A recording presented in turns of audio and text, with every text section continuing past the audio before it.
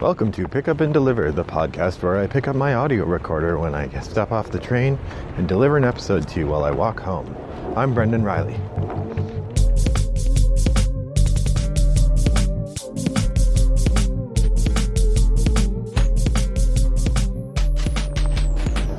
Well, greetings, friends. It is Wednesday, October 24th, I think, and I am heading home from the train. So a little bit of news, and I guess this is in the decision stage, so it's maybe not wise to announce it already, except that sometimes I find making a public statement about something I'm doing gets me to do it better than doing something quietly in my head. And that's to say that last couple of days I've been reading and watching some Netrunner content. I was inspired by a recent announcement on StimHack. As of yesterday, the Netrunner license for Fantasy Flight officially ran out, and Netrunner is no longer a supported game. And so the Players Guild, so basically when they announced that Netrunner was going to be discontinued, a group of players said, we're not letting the game go, and basically formed a players group that's going to keep the game going in various ways. And sort of following the model, I think that Vampire the Masquerade has followed, where they actually continue to make cards and release them, and it looks like it's a very well organized group. And the announcement on StimHack yesterday was so exciting to me that I've decided to lean back into it. Netrunner is still my favorite game, even though I haven't played it for almost 10 months now, and I miss it. And so I've decided to lean back in. I'm going to start reading Netrunner content again and start playing again. And so part of that means that I'd also like to restart my podcast that I did, my Netrunner podcast, which was called Install from Heap. And so I'm going to try to do that on the schedule it was on before, which is about once every 2 weeks. And I think that's going to mean that I will probably do this podcast 5 times every 2 weeks instead of 6. So I think there's going to be one episode in here where I won't release a pick up and deliver. And we'll see. I may end up still doing it because the amount of time that takes and the amount of time this takes are different pots of energy. Particularly, I started this podcast because I liked doing a podcast, but I didn't like the amount of time it took to do a heavily produced one like Install from Heap. That said, I do want to return to that in part as a driver to get me back into the community, because having the obligation to myself to make Netrunner content helps me focus some of that energy on actually keeping up with the meta and that sort of thing. And the shift away from Fantasy Flight seems like a good time to jump back in. So that's a bit of news that may not come to anything, but I suspect it will, or I intend for it to. So, huzzah! Today's episode of Pick Up and Deliver is going to be our weekly scheduled episode. As I've mentioned before, I have a series of episodes that are scheduled for each month. And the 4th week of the month, which is this particular episode, is the wish list update episode. So that's what I'm doing now. So each month, I keep a couple different lists I've got on Boardgame Geek to keep track of games I'm interested in. Games that I know I'd like to have, but have varying degree of desire for, I keep in a wish list. I use the Boardgame Geek function where I mark games as like to have, love to have, must have. And then I also have a do not want that I will use to mark games that I've tried and I know I don't want to buy. So I use the wish list generally to govern games I know I want to buy. But that often isn't a robust enough filtering strategy for me as I'm thinking about how I want to spend my game buying dollars. So I have been working on, the last few months, a top want list, a list of games that I really want, that I'm sort of seeing as a structuring device for when I'm thinking about games and looking at games to buy. I should keep in mind, these are the games I said I wanted the most. and not let the whim of fancy push me to buy too many games that then I don't buy the games I want because I've run out of money. So the wish list became, or the top want list became a geek list that I could use to manage and sort of organize my thoughts about games that I want. And I decided it's a list I'll update once a month. During the month, as games come into my purview and they become things I want, I will add them to that list. And then each month I'll sort of recycle the list and move it around a little bit. Games that are on that list, I may decide I don't want to buy them, in which case then they would just leave entirely. Or I may decide I want them, but they're not high priority, in which case I move them into my wish list and put them at the love to have or like to have level. But this will keep me focused a little bit. That's kind of the way I'm doing it. I've also started a second list, which I'm calling games of interest. I stole that phrase from PUaD. These are games that have kind of come across my transom. I've heard about them, but they're not out yet, and I haven't evaluated whether I actually want them or not. They just sound interesting. So I'm using that as a way to keep track of games that sound interesting, but I haven't yet evaluated or maybe even watched. Maybe they're not out yet. Maybe there's no reviews, but it's a way of keeping track of games I've heard about. So during this update, I'm gonna mention those as well when I can. So, a fair amount of movement in the top want list. So I'll run down I'll run up the new top want list and go from there. To start with, I have five games that are no longer on my want list. Let's see. All of these have moved into in their games on my wish list, so they're games I'd like, but they're no longer on the top want list, and that is Martin Wallace's PI, Martin Wallace's Ships, Collapsible D, Omens of the Deep, Artemis Project, and Dead of Winter Colonies. Those are all games that I still want, but have been pushed off of my top want list by other more shiny bits of game. It's not surprising given that Essen Game Fair is going on right now, so there's something like 1,000 new games have premiered this month. So it's not surprising that I would be excited about a few of them. I will now work my way up the list from 10 to 1, ending with the game I'm most excited about. If it's a game that was on the list before, I will only give a most cursory of notes about it. If it's a game I have learned a bit more about, I will, or if it's a new game, I'll explain why it's on the list and what makes me excited about it.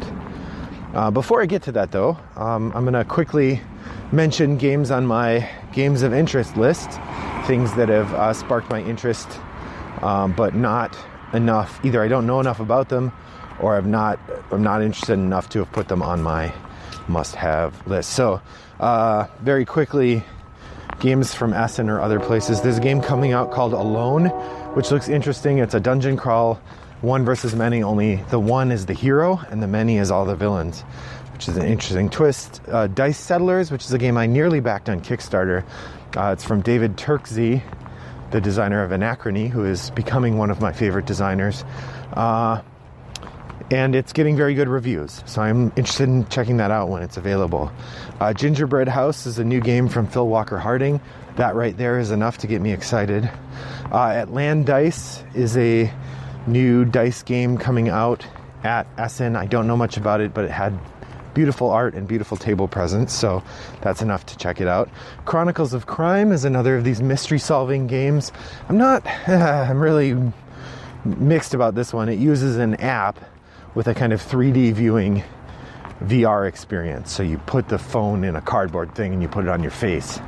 I'm not a big fan of that idea, but it's gotten a ton of really good reviews. So Chronicles of Crime is something I'm interested in. Rakeholt is the next Uwe Rosenberg game. It takes place in Iceland and involves greenhouses. Looks pretty fun. Passing Through Petra is a trading game that looks pretty interesting. I can't remember who the designer is, but it's somebody that's worth noting. Maybe Scott Caputo. I don't think so though. But I have a cousin named Petra, and she spells her name the same as the city Petra, so that's kind of fun. Treasure Island looks like a really interesting game with a fascinating board where you write on the board. It also has the hidden elements, which my children like quite a bit. And there's the game Newton, which is a Euro game themed around Newton, Isaac Newton. So all of those sound interesting. They're in my games of interest list because that is the extent of what I know about them. So I've got them noted so that I can kind of keep track of what's going on with them later, but I don't know much about them for now. All right, so on to my top want list. So the 10 games that are on my top want list as of today, October 20. First, number 10, Glass Road. This is the Uwe Rosenberg game, rondel focused. It's a game I just really like the look of it. I just have not pulled the trigger. It's just expensive. So that one has moved down 2 slots to number 10. Number 9, Terraforming Mars Colonies. This one maybe should be in the games of interest because it's not out yet as far as I can tell. I've never seen it at a store, but I am really interested in that, and every time I play Terraforming Mars I like it more. So this is a must get for sure, but that's down 5 spots to number 9. Number 8 is down 1 spot. That's Project Elite. I'm still very excited about this game, but I'm really worried. It's going to be a Kickstarter campaign. It's going to be very expensive. I'm worried that it's going to come up at a time when I don't have the game funds to buy it. And I suspect if I'm not able to get all the goodies on Kickstarter, I'm not going to want it. So I'm honestly still a little mixed about this, but it sounds like so much fun. Number 7 is an expansion for Innovation. Innovation is a game I've discovered this month that I really like, so I want to add. I want to get all the expansions eventually, but I put one on my must list for if I get a good chance to pick it up at a reasonable price. So the oldest expansion is Echoes of the Past. I figured get the first expansion first, but we'll see. At some point I might just... The other option is before I get the expansion, just keep my eye out for a copy of Innovation Deluxe, which costs about $60 but has all 4 expansions. If you're going to buy all 4 expansions plus the base game, you're going to spend more than $60. I got the original Innovation for $5, so it's not a lot of sunk cost yet. And the Deluxe would just come in 1 box. So I guess that's still sort of, I'm thinking about that. But that one's a new one to the list at number 7. Teotihuacan is number 6. This is a new game from the designer of Tzolk'in, the Mayan calendar. It also takes place in the Mayan culture.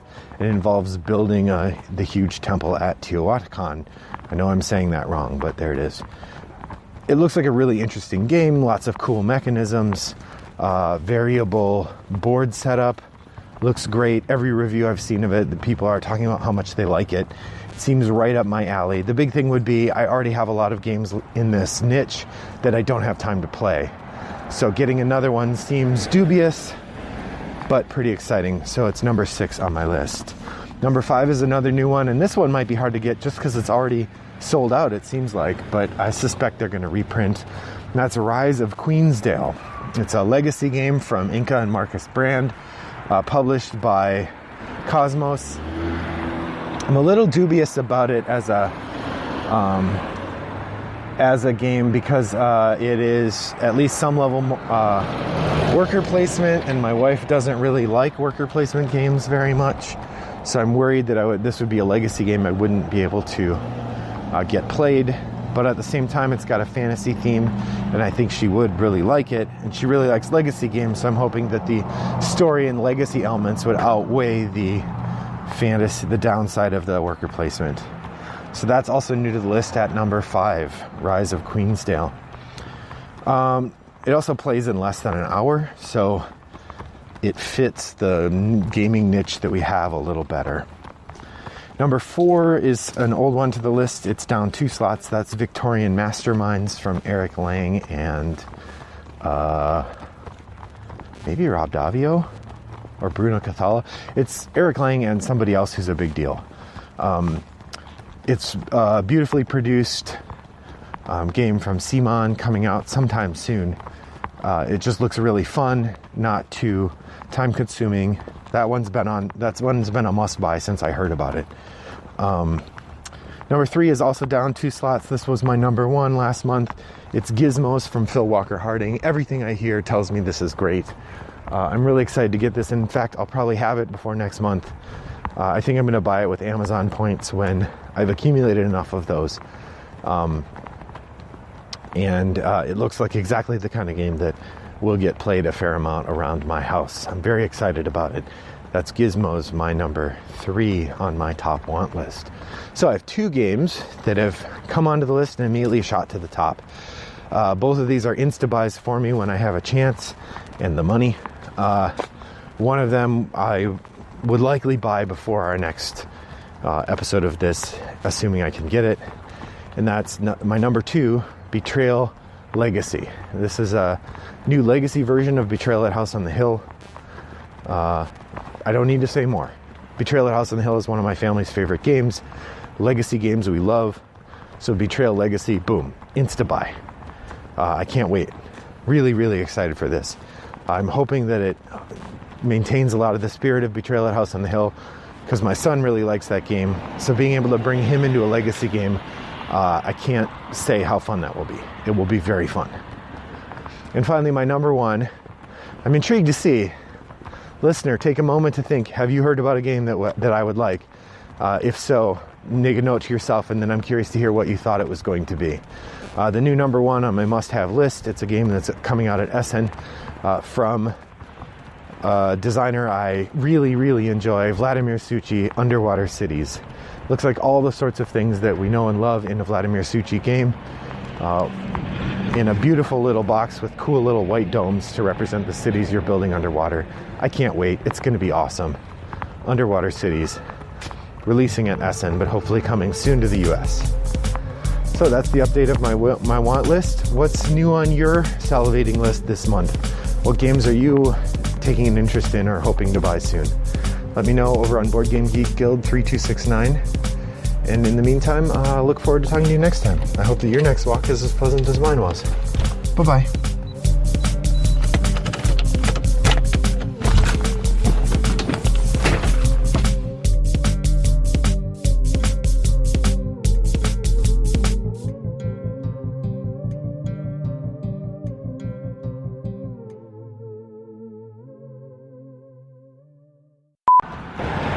Today's episode of Install from Heap brought to you by Rattlebox Games.